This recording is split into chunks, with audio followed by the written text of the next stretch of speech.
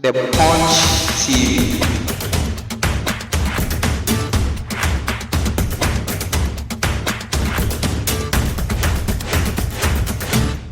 Kakra ya rehosem pa edema NPP amanyuku no ane ka NPP a ene New Patriotic Party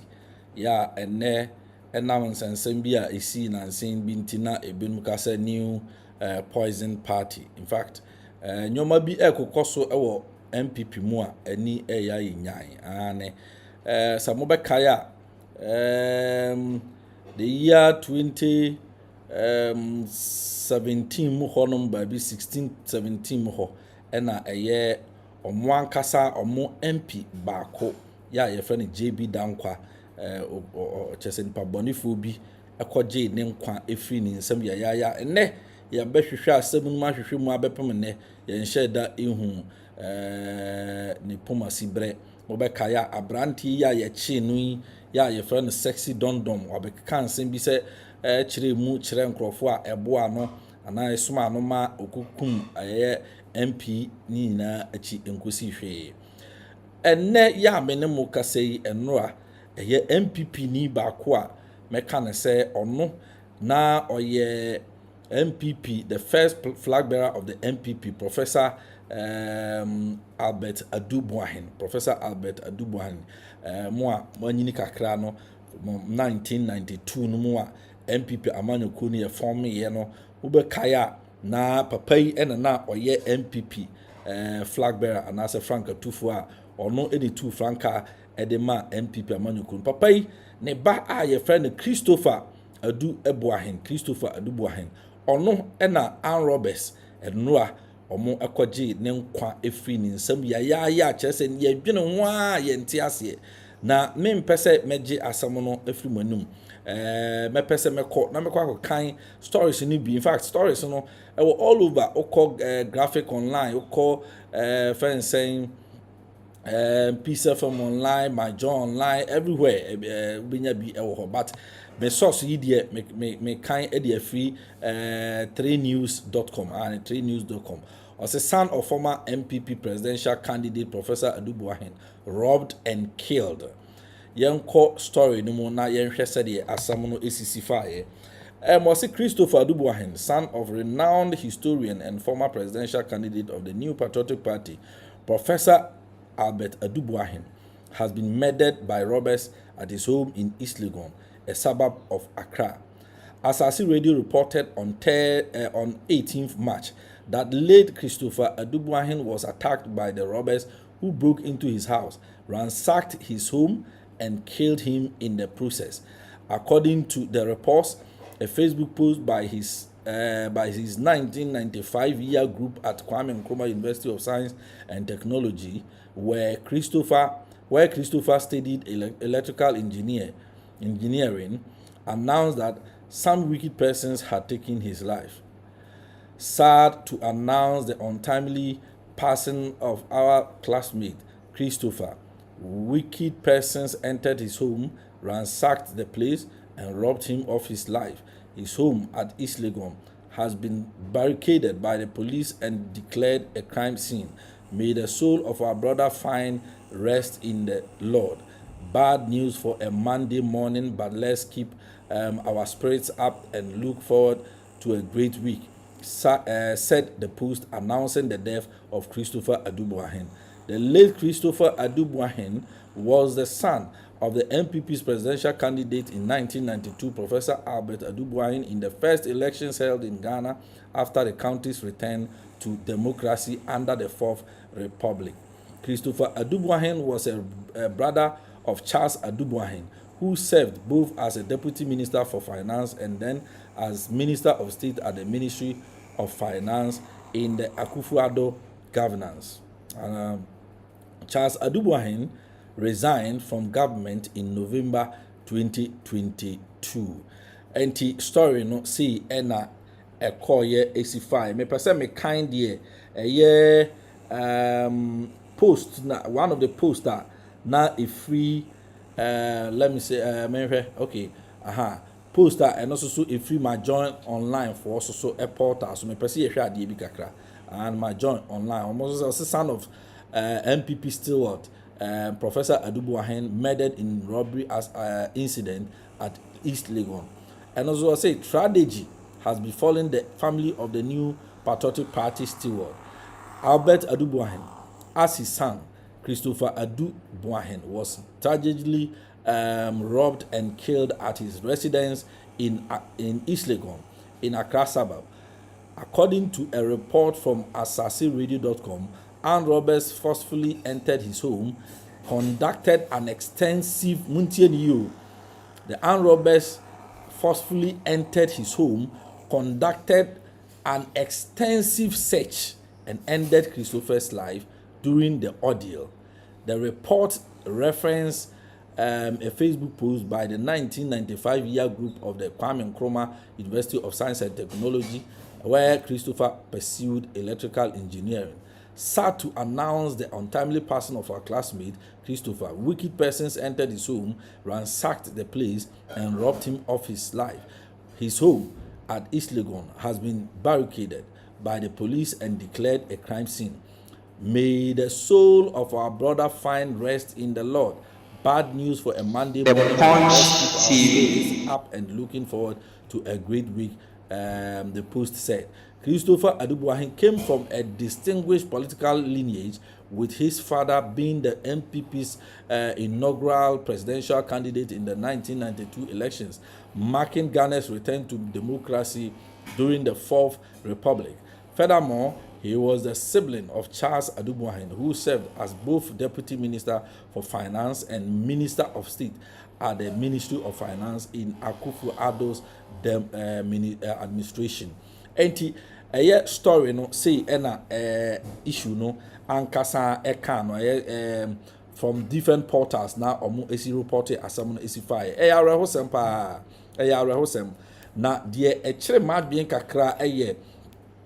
the fact say osi su dua kan say akronfo no honom no omo born search. In fact, utie eyewitness accounter omo kira enkrofo no omo koy na enhye da enye ade say yekobo nipa no krono akwi ne sika che say eye bibi na omo hwehwe afiri abrante no nti omo ko wura fie honom no omo bo search say kwan ya omo fa so hwehwe dem woni nyomo omo pagya no enye sikasam say sikasam a enka omo go to that extent. Well, areas to be home wura, there is no way obidi ni sika kra be kwa kwehye ho. Enti wo hwe kwan ya omo fa so ransaki dem search dem woni ho ade a na che say biribi wo honom a mark sa nkrofo etimi tu sa anamon no de call eye dem ho so omo call je sa ade na afiri ni nsam na kwan ya omo fa so eje ne nkwa so kra afiri ni nsam no eno krampo no che say nipa dwene ho a ye nte ase aha nyina na say papa yi a ye friend Christopher Boahen no ni nua ene Charles Boahen a na oye minister ewo Akufo-Addo aban mu no a minister ewo Akufo-Addo aban no ye deputy minister of finance ema ye tete nsem bebre or the secret bebre eba ye efa NPP ho ebe kan po say eye Akufo-Addo fence baumia krampo no say baumia eje bribe akese o se baumia ansa na obi kura betimi akohu baumia no agi se ukuta wonsam $200,000 ansa na watimi akohu Mahmoud baumia a na chese one nkrofo bi kasa omo pese omukohu eye Dr. Mahmoud baumia wo kire se sika o betimi di abani ne ye di akoma no mu nyina ne betu anamon akode akohye eye omo nsa ansa na baumia ameki no available na omatumi ne abedi nkomonti baumia de open no ene na kasa e wo so otua bribe ansa na watumi ene Dr. Mahmoud baumia atimi akotwetwe enkomon sam we nyina bae ma ye betiti nsam bebre enu nti de otan kese beto eye Charles Boahen so ema ne ebi kan ne family nyina nti ekwakoye say that say problem bi abeda eye omampanyina Akufo-Addo no ene eye professor the late Professor Boahen no a family ne entam de ewo hopote pa de omo pe enenim a chese Ghana ni bia ente ase deɛ ɛhyɛ da hɔ adeɛ ko deɛ pɔten ɔmo ko ho ntɔkwa Ghana ni bia ɛnhyɛ da enim deɛ nti a ɛma abranteɛ Charles minister na no ɔyɛ deputy minister under ɛyɛ fɛnsɛn Akufo-Addo na ɔresign yɛ in 2022 ɔka sɛ wa resign free Akufo-Addo aban mu kura mpo no ɛkyerɛ obi adwene so sɛ where dey say wo yɛ family member wo papa kura na odi kan a kyerɛ sɛ ɛyɛ NPP amanyɔkuo no ɔno ɛna di kan kuta frankaa NPP frankaa no ɛbɛhim yɛ de ma NPP amanyɔkuo no ɛma sɛbio kyerɛ sɛ Fofi Antoata wantumi awini ma Rollins JJ Rollins etumi ewini sa election no ansa na president Kofoɔ so ba bɛtoa so otumi yɛ den ewini aba in 2000 ɛde ma NPP amanyɔkuo no enti wo krampo deɛ o papa kra sa yɛ ɔkyini ɔyɛ akyimini enti wo no wo ne ɛyɛ Akufo-Addo mo ba abusua mo yɛ abusuafoɔ so what exactly ɛna ɛwɔ mu ntam bɔne bɛn na asi ntɔkwa bɛn like mentem ho ase bɛn ti na bɛma ɛyɛ a whole founder one of the founding fathers the first presidential candidate for the New Patriotic Party na prekope mo benya ntɔkwa mo wa resign every party nim anasa every ɛyɛ ɔmanpanyina Akufo-Addo ɛyɛ ne namanyɔkuo no na afei yɛnka bi nhyɛmu yɛnkotia wunua kuma asoso yenim deɛ ɛwɔ ne nkyɛn deɛ yɛde ama na wɔde asie enti ɛwɔ sɛ Ann Roberts hyɛda ɛbɔwura ne fie forcefully ɛkɔ atake no kɔbɔ ne dɛm search hwehwɛ mpaase hwehwɛ kyɛsɛ wardrobe mu hwehwɛ wardrobe to akyi hwehwɛ TV akyi ne ɛho keka ho kyɛsɛ kwan ya ɔmo fa so ɛyɛ search no amanfo kyerɛ mu ɔmo nte ase ya ɛno nso so ɔmo bɛfiri ɔno kyɛsɛ ɔmo agye ne nkwa afiri ne nsam ya kyɛsɛ yɛdwene ho a yɛnte aseɛ na post bebre efiri ɛyɛ ne namfo no mo enkyɛn ɛbaayɛ one of the namfo fo a na ɔmo nim no anaasɛ ɔmo ne no ɛwɔ school mu ɛyɛ fɛnsɛ ɔse Ezina Kojo Ajo didin a ɔde wɔ ɛyɛ fɛnsɛ Facebook no wohwɛ edin na ɛno ɛna ɛkyerɛ sɛ mede ɛkyerɛ wo no ne ɛwɔ Facebook ku a ubuhu message a ɛyɛ fɛnsɛ meka ho asɛm no wɔse how safe are we in our own in our own homes these days? How safe are we in our own homes these days? Just say nwanwa san say the edi kan JB dankwa etini fie Ann Roberts to me bowura ho. Just say ye ka wotwene ho awon enya adeketo a ye ka edan a ewo eye East Legon enye baby bia keke asabi nipa bia betimi asor konfo bia betimi asor se me kɔ honum e de akɔbɔ kro no ati ase East Legon afie o East Legon ene ye ka ho asem area say almost every house anase if you papa bi esi obia no cameras bobɔ ne ho ade The Punch ama kronfo Ann Roberts bi so obekɔ East Legon so okɔbɔ kro no most of the houses mpo no security men ɛwɔ hɔ na hɔ no police force de bia ɔmode ɛyɛ fence patrol ɛnam musa eti sɛ ɛkɔba ne sɛ obi tumi nya kukuduro ewura East Legon so okɔbɔ obi kro no a te sɛ de ɛto ɛyɛ JB honorable JB dankwa na ɔte ne fie hwɛ wall kra na atwa fie no ho ahia na nkrofo timi ɛpɛ atwedeɛ ladder ɛde to a wall ho ɛforo yɛ ɛde atwedeɛ no ɛsan kɔ inside ɛsane from see from ɛkɔ ne dan no ho sakɔforo yɛ odwene ho a kyɛ sɛ onte ase na obisa ho sɛ ɛyɛ deɛn paa na deɛn na ɛkɔ so saa kunkum ya aba sɛ sabio yan mo anka sabi yɛte ɛyɛ mantwa yi deɛ bɛka so ebia na Ann Roberts no agya yɛ vulnerable nti omutumi bowura ha anytime ebedi yahu na obi a sabi ɔte asikafuom East Legon fi papam efia security kyɛ security apparatus anyina wo ho eba ne sɛn ɛna akronfo timi kɔ bowura hɔ kɔ attack ne kunu bɔne dem search ne ho ade me pese yɛkɔ ye said ye kan no de yatie de Ezina Kojo Ajo kan no say how safe are we in our own homes these days?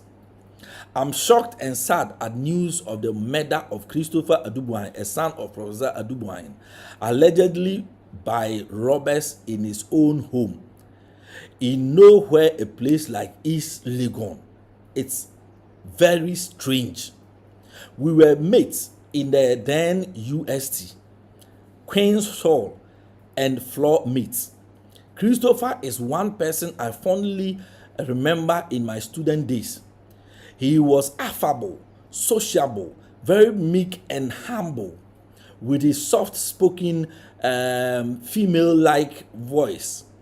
He was also a genius because whilst in school, he with his friend Asma could order electrical components from the US and assemble top quality speakers, sound system, and boosters for students.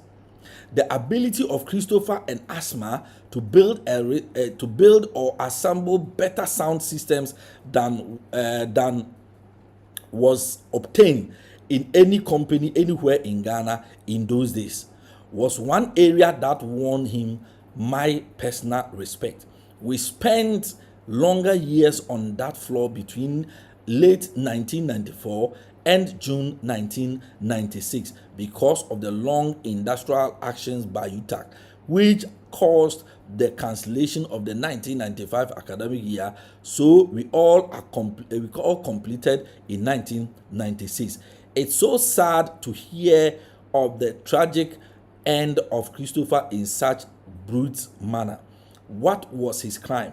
and against whom? Was his tragic death the only solution? Are we safe in this country at all? And it's handsome and a classmate and a schoolmate. To me, at the better honum, a chirimu say near a course on a chess and a very ahopa chirimu nipa or very knowledgeable. Wunyansa pa adwene danitrim na yatumi agene nkwa afri ne nsam ya. Enti news a yede brɛ mo no ɛno ɛna maka ho asɛm kakra ɛde akyerɛm na mmom me pese me di twato no mekasa ɛde akyerɛ yenuanom politicians mo a nyame adom watumi nya baabi aikogina ya yimu ya palm ya elect mu ya appoint mu sɛ munkodi ɔman no anim ana monko hye baabi a ɔman no mobetumi aboa de mo adwen ne mahoɔden atumi ahwɛ ama ɔman ni nyina anya so emfaso na makɔhyɛ hɔ na munam kwati kwan so ɛbɔ ɔman no kro no munam kwati kwan so kyɛ sɛ tu ɔman no yam enyoma afrim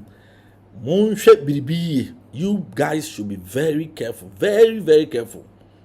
Munya very careful. Dear mugu no, and no one and a mubitcha. And now no me can send me a say, look, Moon penny for na mo di Ghana boneno. Eba come one kasa mukro bomo. Eba come one kasa mukro bom. One day, o mana ni wabusia for na o pre ajapade di ama won. O pre sika, o wia sika. Edi ama wono sika wasen ka mutimi decentralize ema oni ordinary Ghanaian eso bamfa so ma no ma ye nyina ye ho to ye timi tena wasumdwe mu no na mo ma ye ma adwen se dabi mo be bokro no ma wia yen na chese kakra nke be so ye so na no so matena so no. A time will come nye mu wia edi agya ho ma mu nchiri ma no they will suffer. A time will come nipa no odanifie yes posh house odane ka papam na konfo akosia no kwam abonutuo aginisika kwa amfaso bia maso ye be wasting life kwa because yes ye hwe society ma na mo sika mo na makoji sika omo be hwe mu a ebia ye ordinary Ghanaians na de sika hia ye nkrofo a nani be ba bebreye what you say nani bebreye na mumum a mama wia sika binya sika dia to ama mama so to aso no mo sa ni bre no mo de beba mo so ebia na wo na emma wo so ebia na wo de owuo papapa na beba be fa wako na mum wagya uma no ato problems mu. So you might think say ebia o pesika de ama oma o hwa ama wo susu akira yeyie enti krono no de obebo obewia oman no de establish oma ama oma ne omoma abenya ahoto but said ye make can one hwe yie yes ahoto no de omenya na mum to guarantee them life till end just say enye easy to guarantee them life so mbenya nkwa to guarantee their safety and also so ya another